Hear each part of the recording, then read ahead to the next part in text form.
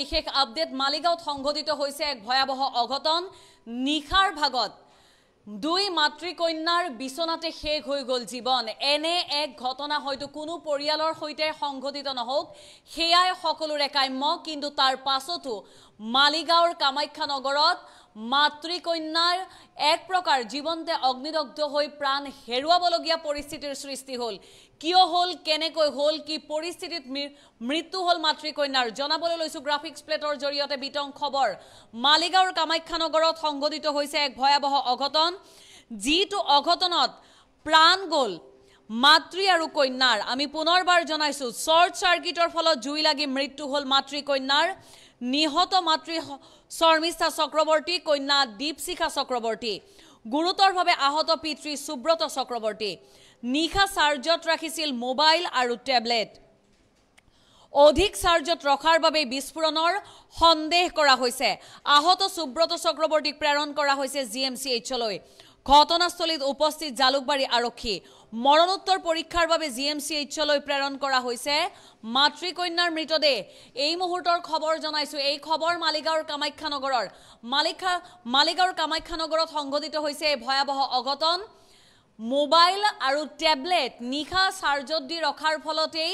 এক ভয়াবহ বিস্ফোৰণ সংঘটিত হোৱাৰ সন্দেহ কৰিছে প্ৰশাসনে আৰক্ষীয়ে অগ্নিনিৰ্বাপক বাহিনীয়ে কিয়নো শৰ্ট সাৰ্কিটৰ ফলত সংঘটিত অগ্নিকাণ্ডত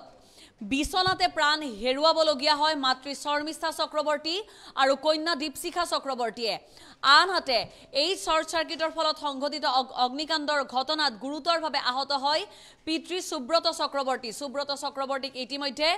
প্ৰেৰণ কৰা হৈছে জিএমচিএইচলৈ জিএমচিএইচৰ আইচিইউত জীৱন মৃত্যুৰে হৈতে যুঁজিছে সুব্ৰত চক্ৰৱৰ্তীয়ে আনহাতে এই ঘটনাৰ আদ বিচাৰি যেতিয়া তদন্ত আৰম্ভ কৰিছিল তেতিয়া দেখিবলৈ পোৱা গৈছিল ওৰেটো নিশা চাৰ্জত ৰখা হৈছিল মোবাইল ফোন আৰু টেবলেট অধিক চাৰ্জত ৰখাৰ ফলতেই বিস্ফোৰণৰ সন্দেহ কৰিছে আৰু সেই বিস্ফোৰণতেই শৰ্ট সাৰ্কিট হৈ মাতৃ আৰু কন্যাই বিছনাতেই জীৱনৰ শেষ নিশ্বাস ত্যাগ কৰাৰ সন্দেহ কৰিছে অগ্নিনিৰ্বাপক বাহিনী আৰক্ষী তথা প্ৰশাসনৰ লোকে এয়া আমি আপোনালোকক মালিগাঁৱৰ কামাখ্যা নগৰৰ দৃশ্যাংশ দেখুৱাইছো একেটা পৰিয়ালৰ মাতৃকন্যাৰ মৃত্যুৰ পিছতেই এতিয়া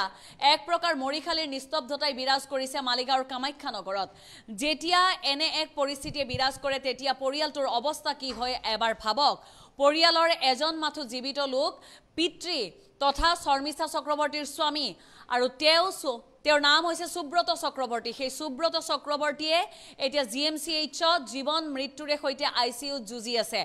আনহাতে মৰণোত্তৰ পৰীক্ষাৰ বাবে প্ৰেৰণ কৰা হৈছে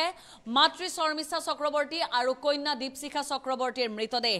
এটা পৰিয়ালৰ এনে এক কৰুণ পৰিণতি হ'ব বুলি কেতিয়াও কোনেও ভবা নাছিল আপোনাৰো যদি ওৰেটো নিশা মোবাইল ফোন আৰু টেবলেট চাৰ্জত ৰখাৰ অভ্যাস আছে তেনেহলে সেই অভ্যাস পৰিত্যাগ কৰক কাৰণ যিকোনো মুহূৰ্ততে অধিক চাৰ্জৰ ফলত বিস্ফোৰণ ঘটাৰ সম্ভাৱনাই যে দেখা দিয়া বা সেই সম্ভাৱনা যে ব্যক্ত কৰা হয় সেইসমূহ সম্ভাৱনা যে মিছা নহয় তাৰে হয়তো অন্যতম প্ৰমাণ ৰূপে বিবেচিত হ'ব শৰ্মিষ্ঠা চক্ৰৱৰ্তী আৰু দীপশিখা চক্ৰৱৰ্তীৰ মৃত্যু কিয়নো কালি নিশাৰ ভাগত সংঘটিত মালিগাঁৱৰ কামাখ্যা নগৰৰ এই ঘটনাই সকলোকে কন্দুৱাই গৈছে সমগ্ৰ কামাখ্যা নগৰত এতিয়া শোকৰ ছাঁ সৰ্বৰহী পৰিয়ালটোত এতিয়া বিৰাজ কৰিছে মৰিখালীৰ নিস্তব্ধতা একেটা পৰিয়ালৰ মাতৃকন্যা বিছনাতেই জীৱনতে অগ্নিদগ্ধ হোৱাৰ বিপৰীতে পিতৃ সুব্ৰত চক্ৰৱৰ্তী এতিয়া জীৱন মৃত্যুৰে জিএমচিএইচৰ আইচিইউত যুঁজিবলগীয়া পৰিস্থিতিৰ সৃষ্টি হৈছে নিশা চাৰ্জত ৰখা মোবাইল ফোন আৰু টেবলেট অধিক চাৰ্জ হোৱাৰ ফলতেই বিস্ফোৰণৰ সন্দেহ কৰা হৈছে আশংকা কৰা হৈছে আৰু যদি সেয়াই সত্য প্ৰমাণিত হয় তেনেহলে আপোনাৰো যদি ওৰেটো নিশা মোবাইল ফোন চাৰ্জত ৰখাৰ অভ্যাস আছে তেনেহলে সেই অভ্যাস পৰিত্যাগ কৰক কিয়নো মোবাইল ফোন অধিক চাৰ্জৰ ফলত বিস্ফোৰণ হয় বুলি প্ৰায়ে বিভিন্ন সম্ভাৱনা ব্যক্ত কৰা হয় আশংকা ব্যক্ত কৰা হয় আৰু যদি সেই কথা সত্য হয় তেনেহলে মালিগাঁৱৰ কামাখ্যা নগৰৰ এই যে শেষ পৰিণতি এটা পৰিয়ালৰ সেই পৰিণতিক হয়তো সকলোৱে মনত ৰখা উচিত এটা পৰিয়াল শেষ হৈ গ'ল হোৱাপাতিতেই শেষ হৈ গ'ল এটা পৰিয়াল সেই মানুহজন যিজন মানুহে নিজৰ পত্নীক হেৰুৱাইছে নিজৰ কন্যাক হেৰুৱাইছে সেই মানুহজন মানুহজনে ওৰেতো জীৱন কেনেকৈ জীয়াই থাকিব এনেবোৰ প্ৰশ্নৰো নিশ্চিতভাৱে এতিয়া আহি পৰিছে কিয়নো খুৱাপাতিতেই শেষ হৈ গ'ল মাতৃ শৰ্মিষ্ঠা চক্ৰৱৰ্তী আৰু কন্যা দীপশিখা চক্ৰৱৰ্তীৰ জীৱন মোবাইল ফোন আৰু টেবলেট অধিক চাৰ্জত ৰখাৰ বাবেই বিস্ফোৰণ সংঘটিত হৈ শ্বৰ্ট চাৰ্কিটৰ ফলত সংঘটিত হোৱা অগ্নিকাণ্ডত খুৱাপাতিতেই জীৱনৰ শেষ নিশ্বাস ত্যাগ কৰাৰ সন্দেহ কৰিছে আশংকা কৰিছে এতিয়া প্ৰশাসনৰ লোকে আৰু এতিয়া সমগ্ৰ মালিগাঁৱৰ কামাখ্যা নগৰত দেখিবলৈ পোৱা গৈছে শোকৰ ছাঁ এটা পৰিয়ালৰ এই শেষ পৰিণতি কাৰোৱেই কাম্য নহয় কোনোৱে মানি ল'ব পৰা নাছিল